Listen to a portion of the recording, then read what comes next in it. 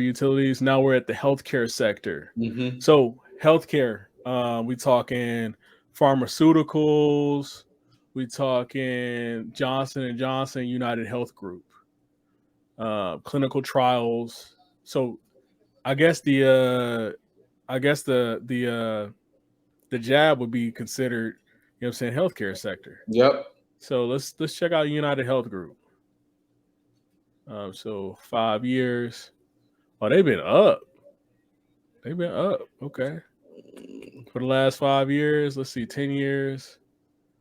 Wow. Wow.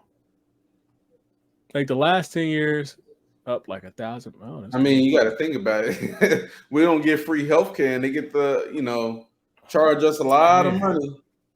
Bro, I'm gonna have to write down Well, it that makes ticker us symbol. very profitable if the stocks are up. Oh man.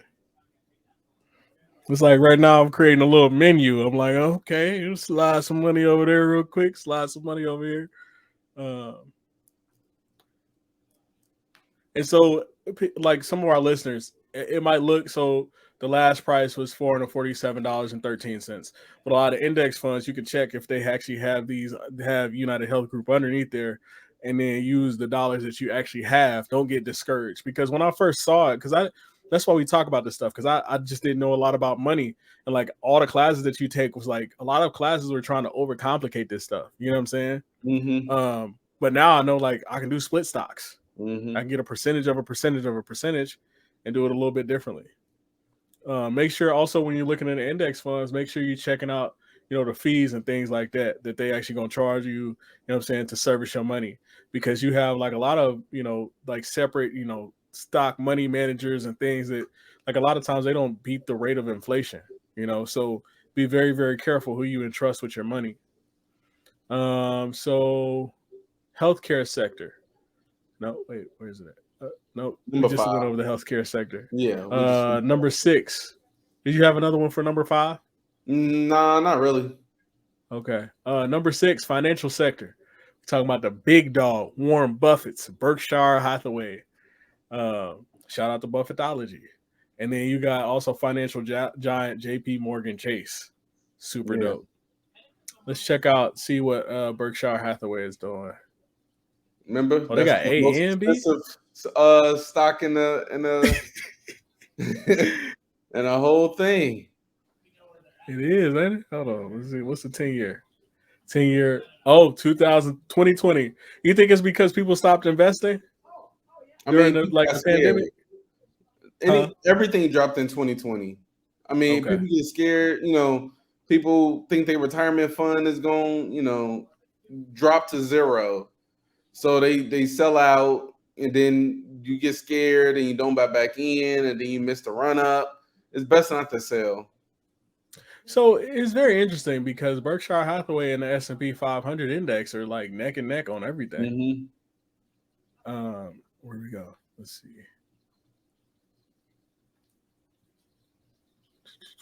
Let's check out Berkshire B.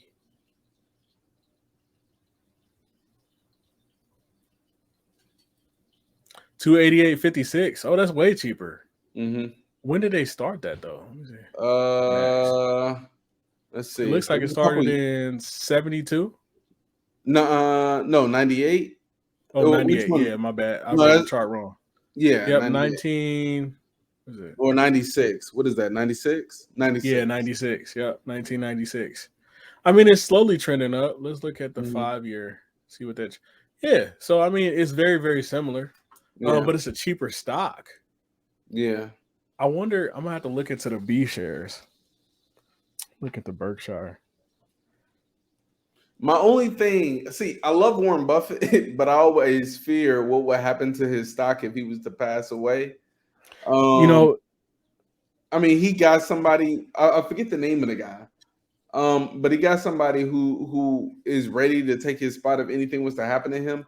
And I mean, you got to really think about this. He chose the right person to take his seat if anything was to happen to him. I started reading Buffettology, and his book is actually written by his son's ex-wife. So he didn't actually write the book. His son's ex-wife wrote it about the family and how he moved. And it's not one of those revenge things. It's one of those like this man like for Christmas like there was one story in the book where she talks about how like his nieces and nephews like he bought them stocks for Christmas.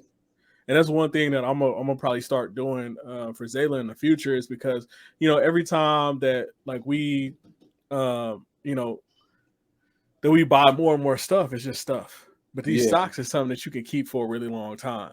And if you get your family to think and talk stocks, now you've got multiple people that will talk to you about stocks, and you don't have to do all of the heavy lifting yourself. I want to add on your point before we move on. Okay. I think I told you this before, but I started a 529, which is a college savings plan for the child of my future. I have it in my name right now until I get a kid. So it's when it comes to Charles Schwab, it's actually like a little feature where you can share the link to like your social media so that people can put money into that fund. So like I was thinking like instead of doing like birthday gifts for my future child, I would just put that up on social media and let people put money into that fund. I'm like, thanks for funding the college, and wow. And then I can create a different portfolio for them where it wouldn't be college related. Like let's say they don't choose to go to college, what happens to the money? Well, apparently you can still take it out and put it into like real estate. Or you could just get the fees, right? You take the hit with the fees and you can still take the money out for them. That's fine too. But but just adding on to that point of what you said, they don't need no more toys, man. Like let's talk stocks. Let's talk real estate. Let's talk cryptocurrency. Buy them that. So that way 20 years down the line, they'll be straight. They'll be set. Shout out RP Dolph. It was one of those things where he talked about for his kids, he bought them like lots of properties and things like that. I mean, a lot of people talk about different things, and I hope he really did that. Shout out to him. Rest in peace. But it was one of those things where like he was thinking, far ahead. A lot of rappers don't, And so Ajith says A and B are the same. They made B shares so that they could be more liquid and used for derivatives. CRK couldn't be in the S&P 500 with the Class A because they are so thinly traded.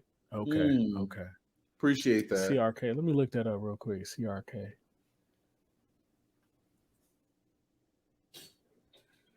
stock. Comstock Resources Inc. Okay. Comstock.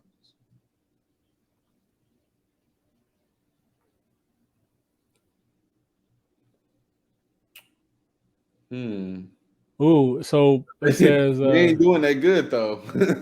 Oh yeah, they like not in the max. I'm looking at the max for all time. BRK. He meant BRK. I was like, no, BRK. He meant BRK. Okay. That was a terrible business move. BRK. You good, bro. Hey, knowledge is power. So knowledge is applied power.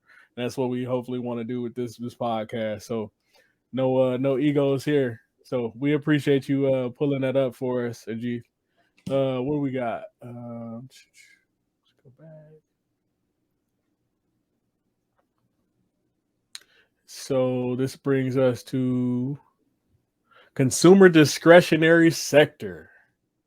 You got the Amazons in there, and you got McDonald's. So the consumer discretionary sector covers goods and services for which consumer demand depends upon consumer financial status. So you probably buy a different car than someone who makes $25 million per year if you make $25,000 per year. So the sector includes companies that sell higher priced items like automobiles and luxury goods, as well as leisure products. You'll find both brick and mortar and e-commerce based retail companies in this category. So you have companies like McDonald's, you have companies like Amazon. Let's check out and see what Amazon's doing right now. Jesus Christ. Amazon stock is around $3,000. Oh, 3,500-ish. Jeez. Could you, I mean, like, these are big numbers, but imagine somebody who really takes Dave Ramsey to heart, you know what I'm saying, and like saves up to 3 stacks. I mean, that's stock. I mean, that's money. Well, Right? the thing is, if somebody took Dave Ramsey to heart, they wouldn't be buying individual stocks. He believes in only buying mutual funds. Yeah. You know, it's interesting. I'm glad you said that, bro, because now you brought it full circle. So for everybody else, like I'm not financially, I wasn't like I'm just now learning more about finance because I had to master my basic numbers and finances, like saving, paying off debt, things like that. And so it's I'm glad that you brought that full circle with the mutual funds because I didn't even really understand what that was until we started talking stocks, crypto, bag talk, financial discipline. Now and here's the greatest thing about this is you're gonna bump your head. We both shared experiences where we lost our money. Currently, like I'm down at sheep, but I'm okay because I didn't risk my lifetime, savings or insurance or like IRA or anything like that, you know what I'm saying, to build that up. But it's one of those things where sometimes you got to get bit by the snake until you actually figure it out. But we're here because we don't want y'all to get bit by the snake. We want y'all to be smart, and that's why I stress, index funds and moving your money that way. So that way you actually beat the rate of inflation. Inflation is coming back to bite us. I remember when like McDoubles was actually like, you know what I'm saying, $1. Like now they like $3-4 for a burger, bro. That's crazy. Let's look at McDonald's, see how they doing. Speaking of 255.65 in stock, last 10 years. They haven't been doing bad. I mean, I think it's one of those things where McDonald's actually walks with the market a lot. Like they make a lot of adjustments. Like pretty soon they probably ain't gonna have any workers, bro. That's gonna be the craziest part. I was just talking to my students about that. Which I mean, it's good for the dollar, but it's also you got to think about like people. You can't just depend on McDonald's. Hey, I'll just go get a McDonald's job. Like we got to start thinking smart.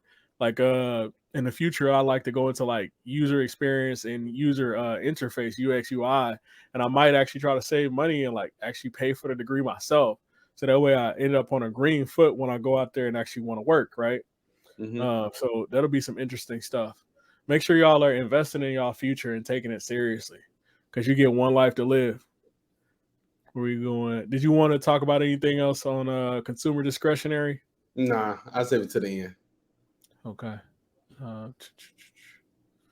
Then we got consumer staples sector. So you got like Coca-Cola, Procter and Gamble, and then your weed stock, right? Like the one that you had there, right? That's pretty cool. But I think these are some things. It's interesting that it says this. It says the consumer staples sector includes goods, services that consumers need, regardless of their current financial condition. This is what hit me the wrong way when reading this article because of the fact that I'm like, it's sad that tobacco has become a need. You know what I'm saying? Instead of a want, right? But for a lot of people, they can't function without it. And that just makes things kind of sad, a little bit. Coca-Cola, right? Like beverages. Like when did Coca-Cola become a staple over water? You know what I'm saying? Like this is wild. Let's see how Coca-Cola's doing though. 55.88 a stock. That's not bad. The 10-year. Yeah, man. Coca-Cola. Not horrible. I mean, it's about 50% over 10 years. That's better than your bank. Oh yeah, way better than your bank. That's that thing when we talk about like bank money, like it's way better than the bank. And